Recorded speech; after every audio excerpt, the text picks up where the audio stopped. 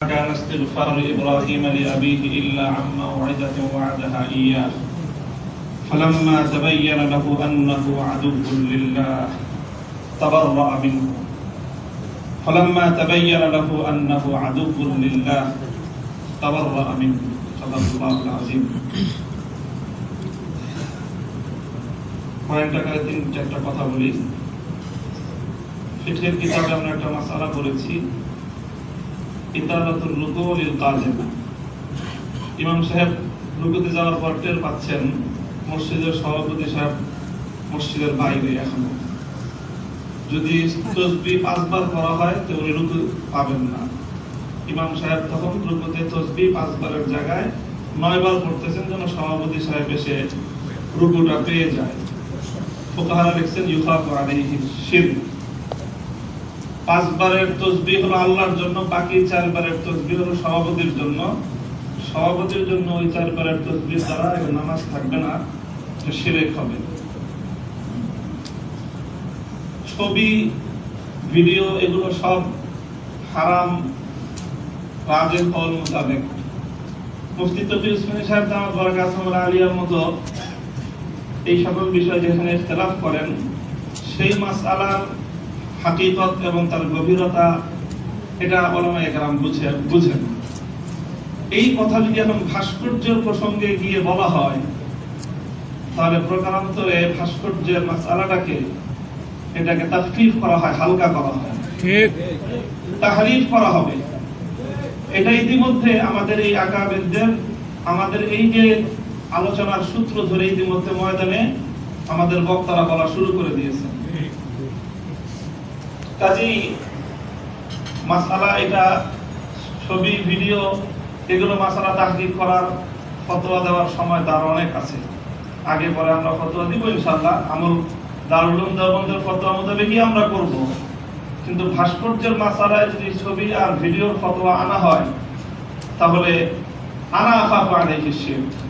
বেশক 3 নম্বর কথা, হযরত সদর সাহেব হুজুর রাহমাতুল্লাহি আলাইহির কথা, আমার দাদা জান শামসুল হক ফরিদপুরি রাহমাতুল্লাহি আলাইহির কথা আমরা শুনেছি রিওয়ায়াতে মুতাওয়াতিরা।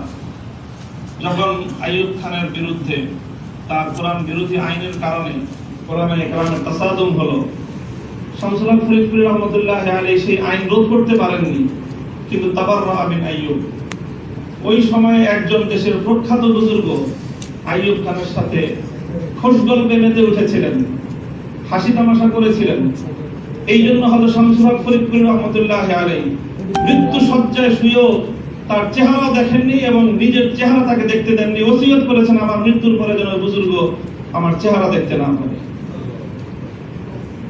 আমি ভাস্কর্যের বিষয়ে আমি আর কিছু বলতে চাই না, তবে আমাদের প্রজন্মের পক্ষ থেকে এতটুকু কথা বলতে চাই, আমরা ভাস্কর্য ভাঙবো না। তবে যদি আমাদের উলামায়ে কেরামের এই কথাকে, শরীয়তের এই দায়িত্বহীন সিদ্ধান্তকে উপেক্ষা করে যদি ভাস্কর্য নির্মাণ করা হয়, আর সেই সরকারের সাথে যদি আমাদের কোনো বুজুর্গ হাসি মুখে কথা বলেন, তাহলে আমরা শামসুল হক ফরিদপুরের সন্তান। বেশক আখেরি কথা, 2013 সালে আল্লামা আহমদ শফি রহমতুল্লাহি আলাইহির এক ভূমিকায় 2020 সাল পর্যন্ত অনেক কাজ হয়েছে। আল্লামা আহমদ শফি 2013 সালের আগেও ছিলেন, 2013 সালের পরেও ছিলেন। আসমান জমিনের ফরক ছিল, গুরবা কুস্তান সবে আউয়াল বায়াত। আমরা আমাদের পরবর্তী আহমদ শফি সাহেবের যিনি নায়েব ওনার কাছ থেকে আজকে এই ভূমিকা চাই। 2013 সালে আল্লামা আহমদ শফির একদিনের ভূমিকায় 7 বছর পর্যন্ত ওনাকে গণনা করে কথা বলতে হয়েছে সরকারকে। আজকে আমরা মুহিউস সুন্নাহ আল্লামা মাহমুদুল হাসান দামাত বরকাতুহুর কাছ থেকে সেই ভূমিকা তলব চাই আমরা, যাতে আগামী 2030 সাল পর্যন্ত আমাদেরকে এটা নিয়ে ময়দানে নামতে না হয়। ঠিক আল্লাহ পাক রব্বুল আলামিন তৌফিক দান করেন। শামসুল হক ফরিদপুরের সন্তান আমরা, আমাদেরকে সেই আকাবেরিনদের তরজ তরিকার উপর আমল করার তৌফিক দান করেন।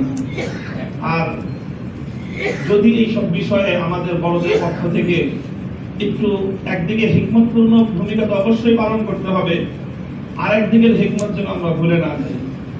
আজকে এখন আমাদের পক্ষে তো কথা বলতেছে এনায়েতুল্লাহ আব্বাসী, আমাদের পক্ষে কথা বলতেছে এখন ফুলতলির অনুসারীরা, আমাদের পক্ষে কথা বলতেছে গিয়াসউদ্দিন তাহিরি। আমরা কথা বলতেছি না, ময়দান আমাদের হাতে থাকবে না। বেশক আলহামদুলিল্লাহ, এখন আপনাদের সামনে গুরুত্বপূর্ণ মতামত পেশ করছেন